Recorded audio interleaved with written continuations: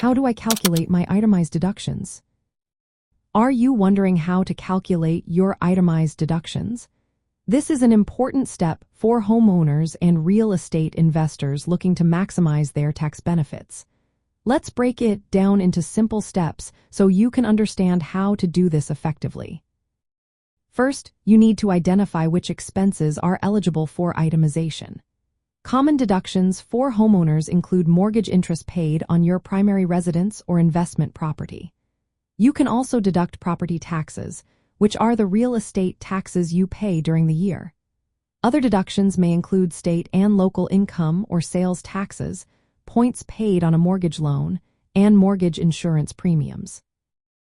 If you have experienced casualty or theft losses due to federally declared disasters, those can also be deducted. Additionally, charitable donations and certain medical and dental expenses that exceed 7.5% of your adjusted gross income can be included. For real estate investors, you can also deduct depreciation of rental property and expenses directly related to managing those properties. Next, gather all the necessary documentation.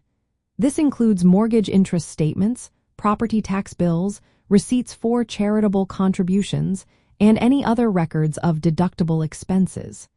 Keeping organized records will make this process much smoother.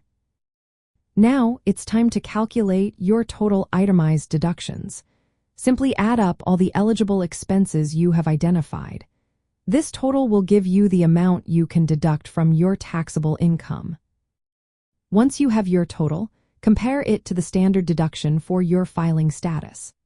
For the year 2024, the standard deduction amounts are $14,600 for single or married filing separately, $21,900 for head of household, and $29,200 for married filing jointly.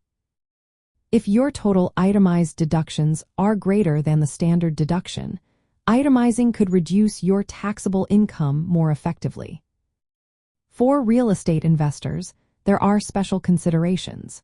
You can calculate your annual depreciation by dividing the depreciable basis of your rental property by its useful life, which is typically 27.5 years for residential real estate. For example, if your property's depreciable basis is $360,000, your annual depreciation deduction would be approximately $13,090. This deduction can significantly lower your taxable rental income. Also, remember that property taxes on investment properties can be deducted as part of your itemized deductions or as expenses against rental income, depending on how the property is used. Keep in mind the state and local tax deduction cap, which limits the deduction for state and local taxes, including property taxes, to $10,000. Finally, report your itemized deductions using Schedule A of Form 1040. For rental properties, report expenses, including depreciation, on Schedule E by following these steps. You can effectively calculate your itemized deductions and potentially save on your taxes. Always keep accurate records and consider consulting a tax professional to ensure you are optimizing your deductions based on your specific situation.